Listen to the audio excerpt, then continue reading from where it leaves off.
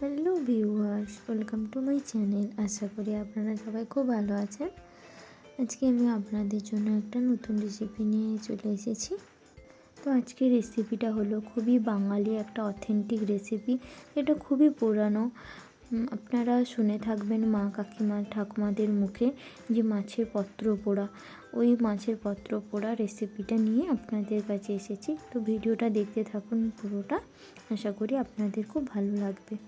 তো মাছের পত্র পোড়া করার জন্য আমরা যে মাছটা এখানে ব্যবহার করেছি সেটা হলো নদীর মৌরলা মাছ।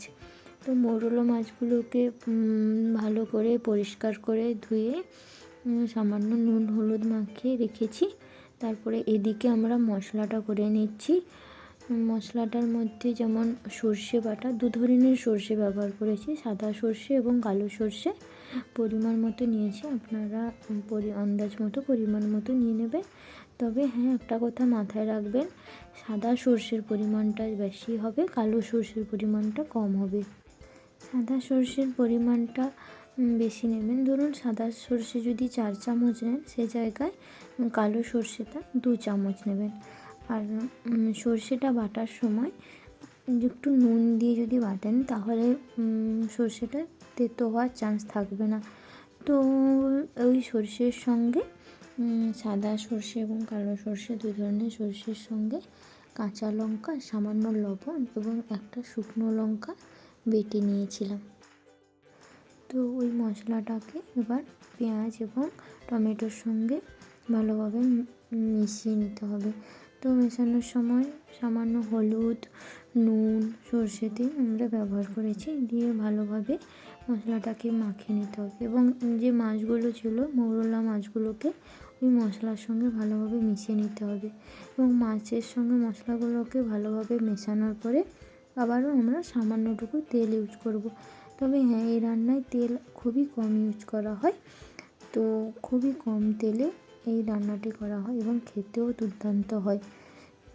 তো তেল ভালো করে মাখিয়ে মাছগুলোতে ভালোভাবে মাখিয়ে টাখিয়ে নেওয়া হলো। আর এদিকে আমরা মাটির তাওয়াতে গরম করে সামান্যটুকু তেল দিয়ে একের পর এক পাতাগুলো দিয়ে দেব।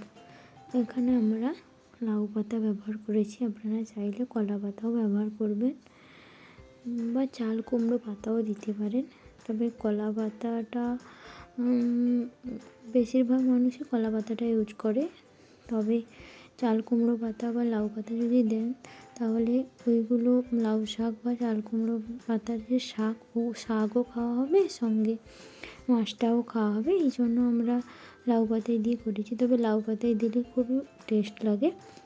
তো পাতাগুলোকে একের পর এক করে সাজিয়ে নিচ্ছি। হ্যাঁ, পাতাগুলোকে আগে থেকে নুন জলে কিছু সময় ভিজিয়ে রাখবেন, যেহেতু কাঁচা পাতাগুলো ব্যবহার করছি, সে পোকা টোকা বা পোকার ডিম টিম থাকতে পারে। তাই জন্য পাতাগুলোকে কিছুক্ষণ নুন জলে ভিজিয়ে রেখেছিলাম। তারপরে কড়াইতে নুন গরম জল করে কিছুক্ষণ রেখে তারপরে আমরা পাতাগুলোকে সাজিয়ে নিয়েছি।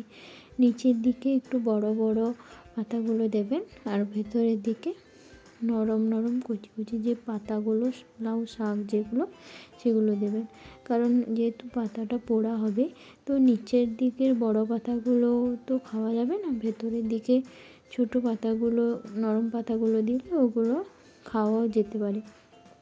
তাই জন্য নিচে বড় পাতাগুলো দেবেন, তার মাঝখানে ছোটো পাতাগুলো, নরম যে পাতাগুলো হয় ওইগুলো দিয়ে মাছটাকে দিয়ে দেবেন। দিয়ে উপর থেকে আবার সেই একইভাবে নরম পাতাগুলো দিয়ে ওপরে বড় পাতাগুলো দিয়ে ভালোভাবে মুড়িয়ে ঢাকনা দিয়ে দিয়ে কিছু সময় রাখতে হবে।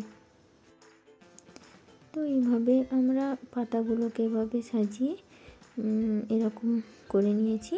দিয়ে দুদিক দিয়ে পাতাগুলোকে ভালোভাবে মুড়ে নিতে হবে, মুড়ে ঢাকনা দিয়ে রেখে দিতে হবে। মিনিমাম 15-20 মিনিট এভাবে ঢাকনা দিয়ে রেখে দেবেন পাতাগুলো। মাঝে মাঝে তুলে দেখতে পারেন যে কতটা কি হয়েছে। তো মাঝখানে দেখছিলাম এই অবস্থা দেখেছেন। তো আবারও আমরা সেই ঢাকনা দিয়ে রেখে দিয়েছি। ঢাকনা দেওয়ার পরে দেখতেই পাচ্ছেন যে পাতাগুলো সেদ্ধ হয়ে আসছে। তো এই অবস্থায় আমরা আবার অপর দিকটা উল্টে নেব। তবে 15-20 মিনিট এভাবে রাখবেন। তারপরে আমরা অপর দিকটা এভাবে আবার 15-20 মিনিট রাখার পরে দেখতেই পেয়েছেন তরকারিটা হয়ে গেছে আমাদের পত্র পোড়া। তো কালারটা দেখেছেন কত সুন্দর হয়েছে, আর টেস্টটাও খুব সুন্দর হয়। সেই একটা অথেন্টিক ভাব থাকে, বাঙালির অথেন্টিক ভাব থাকে। দেখতেই পাচ্ছেন কম তেলে এইভাবে একবার করবেন, খুব ভালো লাগবে খেতে। যদি আমার চ্যানেলটি ভালো লাগে, আমার রান্নাটি ভালো লাগে, তাহলে লাইক, কমেন্ট, শেয়ার, সাবস্ক্রাইব করবেন এবং পাশে থাকবেন। Thank you.